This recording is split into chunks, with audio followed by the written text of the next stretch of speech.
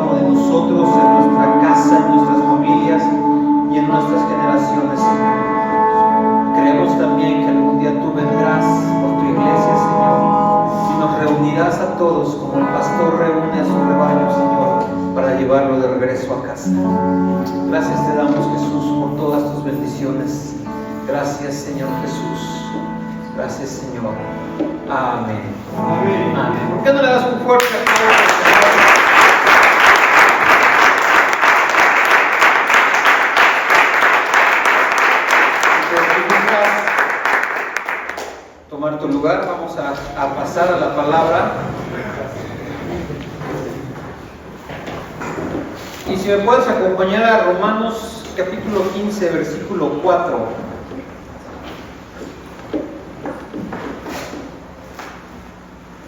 Ya todos bien tecnológicos, ya. Solo Ricardo trae la de acá.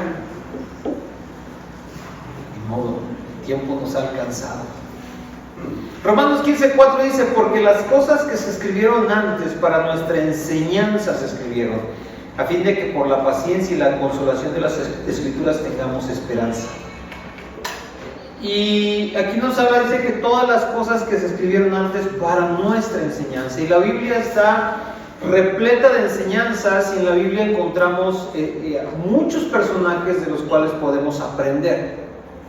Y normalmente enfocamos el aprendizaje hacia las cosas que deberíamos hacer y las personas que tomamos como ejemplo.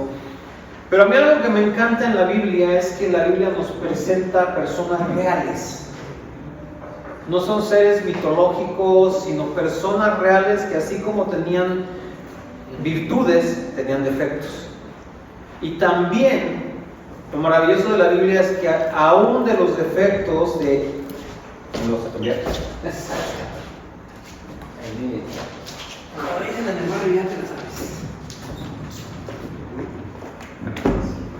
Ok, entonces también podemos aprender de los defectos y los errores de los personajes que vemos en la Biblia. Yo quiero hablar de los tres primeros reyes. ¿Quiénes fueron los tres primeros reyes de Israel? Saúl, David y Salomón. Y los tres son personajes notables y los podemos ver. Por algo Dios los escogió para estar en el lugar donde estuvieron. Pero creo que de cada uno de ellos podemos aprender algo muy importante. Y por eso el mensaje hoy se llama 3 reyes, 3 errores y 3 lecciones. 3 reyes, 3 errores y 3 lecciones. Y vamos rápidamente con el primero de ellos, el rey Saúl. Y pues conocemos la historia cuando llegó este gigante Goliat a desafiar al ejército, a desafiar al rey y a desafiar a Dios mismo. Y eso está en el primer libro de Samuel, y en el capítulo 17, versículo 11 dice: y oyendo Saúl y todo Israel estas palabras del filisteo, de Goliat, se turbaron y tuvieron mucho miedo. Y en eso viene un cuate, un chamaco, que hasta ese momento siempre había sido pastor. Su papá lo mandó a dejar el lonche, escuchó lo que estaba gritando Goliat y dijo: ¿quién es este filisteo incircunciso? Y entonces fue con el rey y le dijo: pues yo voy a pelear con él. Ahora te pregunto, si tú fueras el rey de una nación grande y tuvieras un adversario de ese tamaño, ¿tú mandarías a un pastorcito a pelear con él? El sentido común nos dice que no. Pero cuando hay temor, una de las primeras cosas que se nubla es el sentido común. Y el rey Saúl, en ese temor, y tal vez, esa es una suposición mía, pero tal vez sabiendo que ya había sido desechado por Dios, decidió no pelear. Y ese es el primer error que nosotros podemos aprender aquí. Tenemos que aprender a pelear nuestras batallas. Tenemos que aprender a enfrentar a los adversarios que vengan con nosotros. Porque Saúl se le hizo fácil, pues manda a David y pues todos conocemos la historia. David vence a Goliat, pero a partir de ahí se vienen toda una serie de sucesos donde después Saúl se siente celoso porque el pueblo alababa a David y decía: Saúl mató a sus miles y David a sus 10,000, se enceló, lo persiguió. Pero todo fue porque él no se atrevió a pelear. Y hay algo muy importante en las palabras de David, porque él dice: ¿quién es este filisteo incircunciso? ¿Y por qué hace énfasis en el hecho de que era un incircunciso? Porque la circuncisión era señal del pacto de Dios con su pueblo. Saúl desechó el pacto, desconoció el pacto y por lo mismo quedó totalmente desprotegido. Y tal vez por eso no tuvo el valor de ir a la batalla, porque sabía que ya no estaba bajo el pacto de Dios. Entonces nosotros, mi amado, tenemos que cuidar nuestra relación con Dios para poder hacer frente a cualquiera que venga a querernos enfrentar, a querernos amenazar, a querernos amedrentar. ¿Cuál es el Goliat que viene de repente a nuestras vidas? Enfermedad, problemas económicos, un vecino conflictivo, ¿sí? Un americanista que anda porque le ganaron a los Pumas. No lo sé cuál sea ese gigante, pero no podemos nosotros dejar vivo ese gigante, porque sabes que esto lo hemos comentado en otras ocasiones: los gigantes a los que yo no enfrente los van a tener que enfrentar mis generaciones. Los gigantes a los que yo no les logre cortar la cabeza se van a levantar en contra de mis generaciones. ¿Qué dijo Goliat? Si yo gano, todos van a ser los esclavos de nosotros. Y el problema es que nos pueda ganar por default, ¿no? Como en los partidos de fútbol, no llegó el equipo que ganaste por default, y que nos vaya a ganar el gigante por no haber salido siquiera a atrevernos a pelear. Entonces, el primer error de un rey es no pelear sus batallas, dejar que otro pelee sus batallas. Papás de señoritas, no dejen que otro pelee la batalla por el corazón de tu hija. Que ella escuche que es hermosa, que es valiosa, que es apreciada de ti. Que no lo escuche de alguien más. ¿Cuántas chicas no se enredan en relaciones? Lo platicábamos el domingo con un papá y con ellos. Su niña es adolescente, su hija es una señorita adolescente, y yo le decía que en esta etapa hay dos cosas que son fundamentales. Una es el área relacional, con quién se relaciona, y dos es el área de la responsabilidad, qué tan responsable se hace de su vida. Pero eso es una batalla que me toca a mí. No le digas a tu mujer: habla con tu hijo, habla con tu hija, ¿no? Enfrentemos nosotros nuestras batallas. Entonces, primer error, no pelear nuestras batallas. El segundo rey que conocimos fue David. Y vamos a ver qué nos dice aquí del rey David. En el segundo libro de Samuel, capítulo 11, versículos 1 y 2. Conocemos esta historia también. Dice: aconteció al año siguiente, en el tiempo que salen los reyes a la guerra, que David envió a Joab y con él a sus siervos y a todo Israel, y destruyeron a los amonitas y sitiaron a Rabá. Fíjate, pero David se quedó en Jerusalén. Y sucedió un día, al caer la tarde, que se levantó David de su lecho y se paseaba sobre el terrado de la casa real, y vio desde el terrado una mujer que se estaba bañando, la cual era muy hermosa. Y todos conocemos el resto de la historia. Se engancha con ella, la manda a llamar, comete adulterio, resulta ser que era ella casada con Urías, y entonces manda a Urías de regreso a batalla, a lo más recio de la batalla, con el propósito de que fuera asesinado. Pero me llama la atención, dice aquí, al caer la tarde, que se levantó David de su lecho. Al caer la tarde el Señor se estaba levantando. ¿Sí? Y después dice, y además se levantó, ¿a qué? A pasear por la terraza. Segundo error, dejarnos llevar por la ociosidad. Dice, era la época en la que los reyes salían a la guerra y su ejército estaba peleando y sus hombres estaban arriesgando su vida por él y por el reino, y el Señor, cayendo la tarde, se iba levantando para pasear en la terraza y andar espiando a las vecinas, además. La ociosidad abre la puerta al pecado. Mi abuelita decía que la ociosidad es la madre de todos los vicios. Pero la ociosidad abre la puerta al pecado. La ociosidad abre la puerta a las tentaciones. La ociosidad nos va a poner en situaciones donde vamos a estar expuestos. Mi amado, la ociosidad de repente nos puede llevar a estar en el internet, navegando nomás ahí, y de repente vamos a caer a un sitio, a una página donde no deberíamos haber caído. La sociedad nos puede estar hacer, entro al Facebook y empiezo a ver, y los amigos, y de repente, esta chica fue mi ex, ¿cómo le estará yendo en la vida? La ociosidad nos hace, ¿sí? La ociosidad puede hacer que de repente estés distrayéndote con cosas y cuando te das cuenta ya no hay tiempo para hacer lo verdaderamente importante. Entonces, el segundo error que puede cometer un rey es dejarse llevar por la ociosidad. El hombre que no tiene un propósito es un blanco fácil. Cuando no tenemos una meta, cuando no tenemos un propósito, cuando no estamos ocupados en algo, leía por ahí que decían, en la mente humana no hay vacíos, siempre tiene que ocuparse en algo, depende de nosotros podemos escoger en qué se va a ocupar nuestra mente, y puede ser en algo productivo, en algo edificante o en algo ocioso, que a lo mejor digas tú, pues no tiene nada de malo.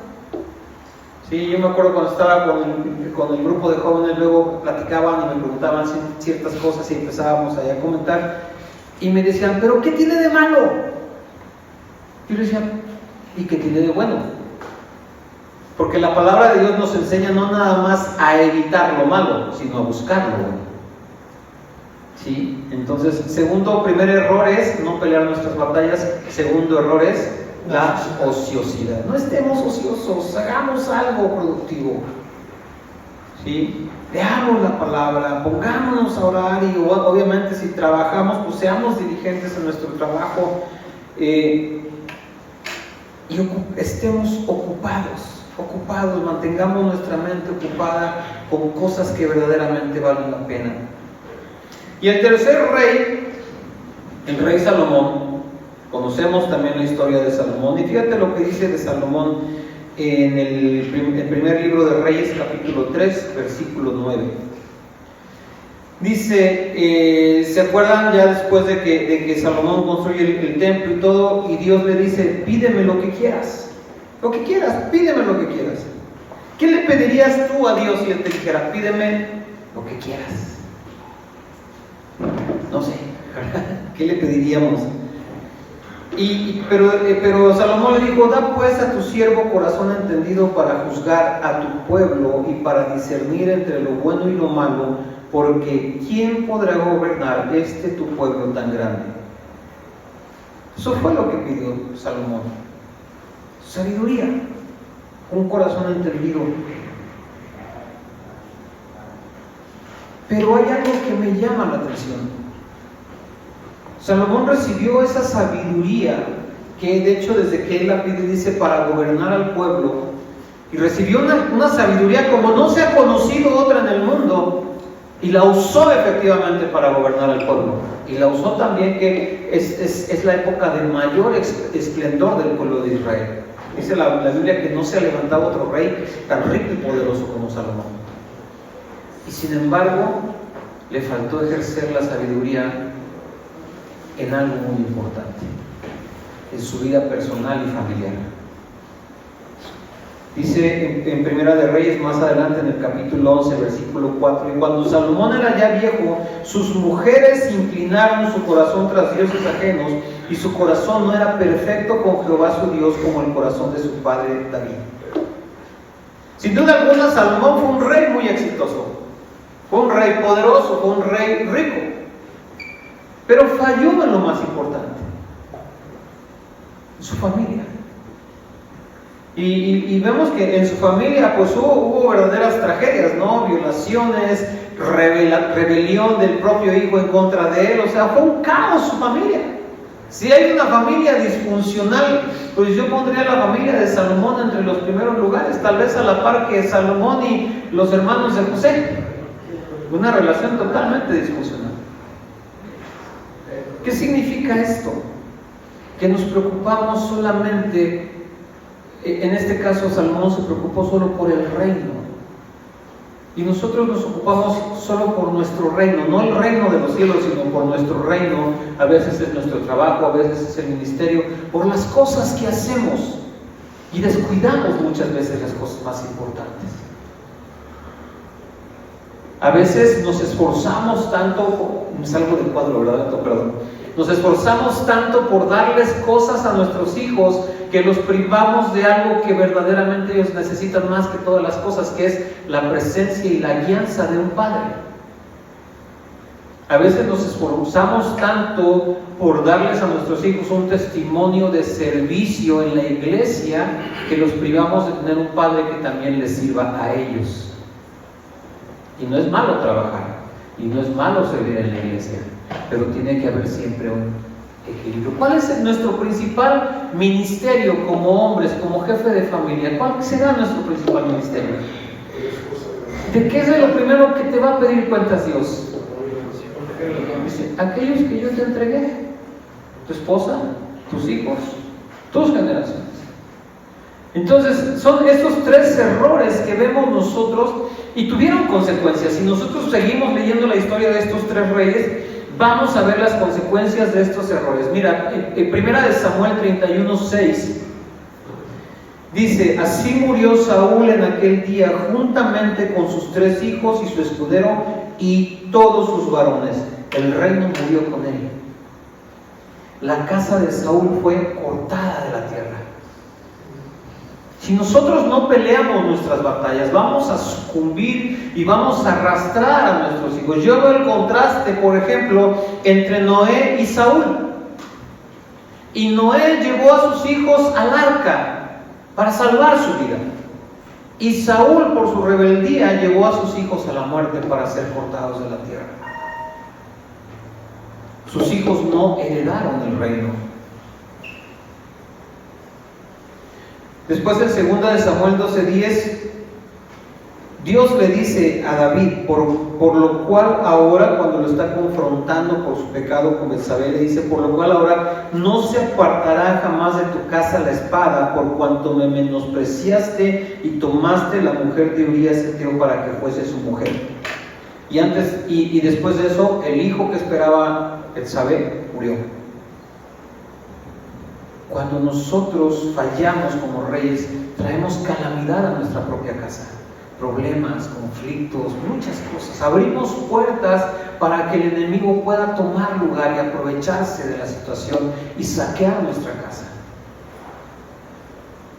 Necesitamos esa integridad, no estar ociosos como David, sino estar atentos. Si David hubiera salido a pelear con su gente, hubiera estado haciendo lo que tenía que hacer, lo que le tocaba hacer como rey, jamás hubiera visto a Betsabé bañándose en la terraza, jamás se hubiera enredado con ella y no hubiera acarreado la maldición sobre su propia familia. David trajo tragedias familiares a su casa por causa de sus errores.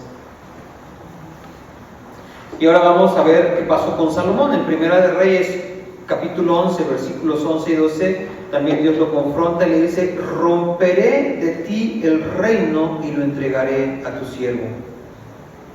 Todavía Dios tuvo misericordia, dice, pero no lo voy a hacer en tu tiempo, lo voy a hacer, lo tomaré de la mano de tu hijo. Y después de eso, el reino de Salomón se dividió. El reino de Salomón se dividió y entre ellos peleaban. Cuando nosotros no tenemos ese equilibrio para atender las cosas de mi reino, por así decirlo, que involucra mi trabajo, mi servicio, todo eso, y descuido mis relaciones familiares, yo voy a generar división. Voy a provocar que mi casa se divida contra sí misma, así como se dividió el reino de Israel. Y aquí vemos consecuencias muy fuertes. O sea, Saúl llevó a sus hijos a la muerte. Los hijos de David no murieron, pero hubo mucha tragedia, y dice: no se apartará de ti la espada, con batalla, contienda continua. Y Salomón finalmente fue el que trajo la división, y el reino se dividió, y la nación se dividió, y se entablaron incluso guerras entre ellos. Y entonces, ¿qué nos toca hacer a nosotros? Número 1, pelea tus batallas, mi amado. Me encanta cuando la Biblia le dice Dios: cíñete como un varón valiente. Me encanta esa palabra, y yo trato de imaginarme cómo es. Y cuando estás en una situación difícil, en una situación complicada que incluso te pueda dar temor, acuérdate, Dios me dice: cíñete como un varón valiente. Apriétate los pantalones y vamos para adelante. Pelea tus batallas. Que no venga nadie más. No mandes a nadie más. El ejemplo clásico de cuando llegan a cobrar a la casa y mandas a tu mujer, o mandan, nosotros no lo hacemos, ¿verdad? Mandan a su mujer: ya, dile que no estoy. No, tú ve de la cara. Segundo, evitar la ociosidad, estar activos, estar siempre haciendo algo productivo, algo edificante. No todo es trabajo, no todo es estudio y lectura, pero sí necesitamos ocuparnos, necesitamos estar ocupados, necesitamos administrar nuestro tiempo y tomar el tiempo que nos queda y poderlo dedicar a nuestra familia. Los que están más o menos de mi vuelo han de recordar esa canción que decía: el tiempo que te quede libre, si te es posible, dedícalo a mí. Y eso es lo que nuestra familia nos dice constantemente: dedícalo a mí. Está bien, de vez en cuando pues, nos echamos un partidito de fútbol ahí en la tele, no importa que pierda el Cruz Azul, pero tomemos tiempo para estar con nuestra familia, para charlar con nuestros hijos. Y sabes, a veces ni siquiera es necesario que estés así 3 horas, porque a veces resulta ser que aún en momentos pequeños no estamos presentes, pero nada más de cuerpo, pero en nuestra mente está en otro lado. Si seguramente has visto familias en un restaurante, en algún lado, que están sentados y todos están así, ¿verdad?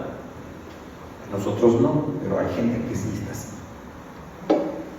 Entonces, aprovecha el trayecto de 5 minutos, a lo mejor si le das un rayo, si te toca llevarlos a la escuela. Yo hace muchos años, pues, yo les decía, trabajo y todo, entonces, pues, tengo derecho a levantarme un poquito más tarde. Y entonces mi mujer llevaba a los niños a la escuela.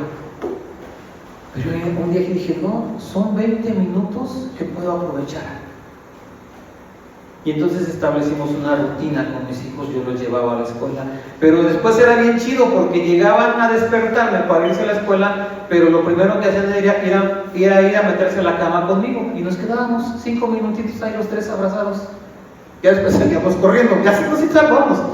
Y en el trayecto era platicar, era orar, y era un tiempo muy breve, pero era importante. Formaba parte, y entonces en lugar de estar ocioso, yo ahí pensando o viendo noticias o cosas, invertí ese tiempo con mi familia. Entonces, primera recomendación, peleamos nuestras batallas. Segundo, no estemos ociosos, y después equilibremos. Primero definamos prioridades y equilibremos nuestras prioridades. Yo no sé si han ustedes oído hablar del doctor James Dobson, creo que ya falleció. Él fundó un ministerio que se llamaba Enfoque en la Familia. Era un ministerio que él compartía por todo el mundo y lleno de recursos, escribió muchos libros con un enfoque precisamente a la familia. ¿Y de dónde viene su llamado por las familias? El papá del doctor James Dobson era un predicador muy importante en su tiempo, y la mayor parte del tiempo estaba afuera, y normalmente ya él tenía la agenda llena un año hacia adelante. Pero un día en una gira le habla a su esposa y le dice: ya no sé qué hacer con tu hijo, ya no puedo más, es ingobernable, no puedo ya con él. En ese momento el papá del doctor James Dobson canceló todas sus giras, hizo un alto en el ministerio y regresó a casa para poder estar con su hijo. Yo me pregunto, ¿tú crees que Dios le recriminaría que haya dejado actividades por su hijo? Porque después su hijo, siguiendo su ejemplo, levantó un ministerio enfocado precisamente a la restauración y la sanidad de las familias. Entonces tengamos ese equilibrio, mis amados. Hay que pelear las batallas, hay que estar activos, no estar ociosos, pero todo en un justo equilibrio.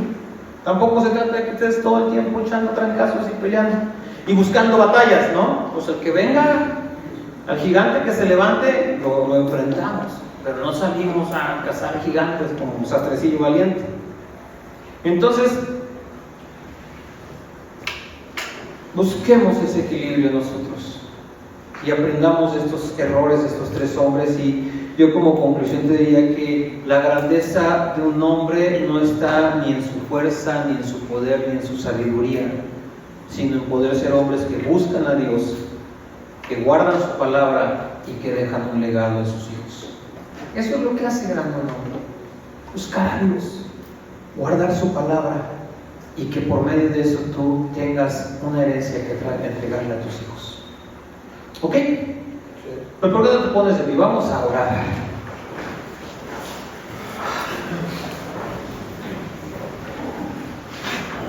Y Dios es tan fiel que aún a pesar de nuestros errores, Él nos perdona, nos guía, nos ayuda. Y yo no sé cuál sea tu situación, si tú estás tal vez evadiendo las batallas, o si estamos en un momento de ociosidad, o estamos ociosos, o tal vez estamos en un desbalance entre nuestra vida, entre trabajo, servicio, familia. Pero yo te invito a que esta noche cierres un momento tus ojos y digas: Señor, gracias porque tú eres quien nos guía en todo momento. Gracias porque tu palabra nos alerta, porque a través de tu palabra y de los hombres, las historias de los hombres que hay en tu palabra, podemos aprender, Señor, también, aún de sus errores. Y te pedimos que nos hagas hombres valientes, que puedan enfrentar y pelear sus batallas, que no le demos la vuelta, que no demos la espalda, que no nos atemoricemos sin importar el gigante que se levante en contra de nosotros, porque podemos acudir con esa misma confianza con la que fue David a enfrentar al gigante, porque confiamos en que tú y nosotros tenemos un pacto, Señor. Padre, que no seamos hombres ociosos, que no seamos hombres perezosos, que no seamos hombres flojos, Señor, sino que estemos ocupándonos verdaderamente de lo que es importante. Que podamos estar en donde debemos estar, que podamos estar haciendo lo que debemos estar haciendo, Señor. Que no seamos hallados ociosos, que la ociosidad no tome lugar en nuestras vidas, y que no sea eso lo que abra la puerta a la tentación. Señor, que podamos balancear nuestras prioridades, que podamos enfocarnos en lo verdaderamente importante. Es necesario trabajar, por supuesto, Señor, y te agradecemos por nuestros trabajos, porque es la fuente de provisión que tienes para nosotros, pero no permitas que haya un espíritu faraónico en medio de nosotros. Es importante el servicio en la iglesia, Señor, es necesario para nosotros mismos, no tanto para la iglesia, sino para nosotros poder servir, pero también, Señor, que podamos ponerlo en la justa dimensión para no descuidar lo más valioso, lo más hermoso que nos has dado, que son nuestras familias, nuestra esposa, nuestros hijos, nuestras generaciones. Y que podamos ser esos hombres que buscan la grandeza no en el poder, no en la riqueza, no en la sabiduría, sino que buscan la grandeza, Señor, en buscarte a ti, en guardar tu palabra, Señor, en esforzarnos cada día para poder dejar a nuestros hijos un legado de fe que ellos puedan seguir, una herencia de bendiciones, Señor, y una enseñanza de servicio y obediencia, Padre, para que ellos puedan seguir el camino que tú has iniciado en cada uno de nosotros. Yo te doy gracias por cada uno de estos varones, Señor, y que ellos puedan ser realmente reyes en su casa, Señor, reyes que pelean sus batallas, reyes que no están ociosos, reyes que saben, Señor, también darle la importancia a todas las cosas verdaderamente importantes. Que ellos se esfuercen cada día, Señor. Te pido que tu Espíritu Santo les ayude a esforzarse cada día, a buscarte más, a guardar tu palabra, Señor, y que puedan atesorar una herencia maravillosa para sus hijos y sus hijas, Señor. En el nombre de Jesús. Amén. Amén. Pues muy bien, esa es la palabra de esta noche. Espero que sea de bendición para ustedes. Y pues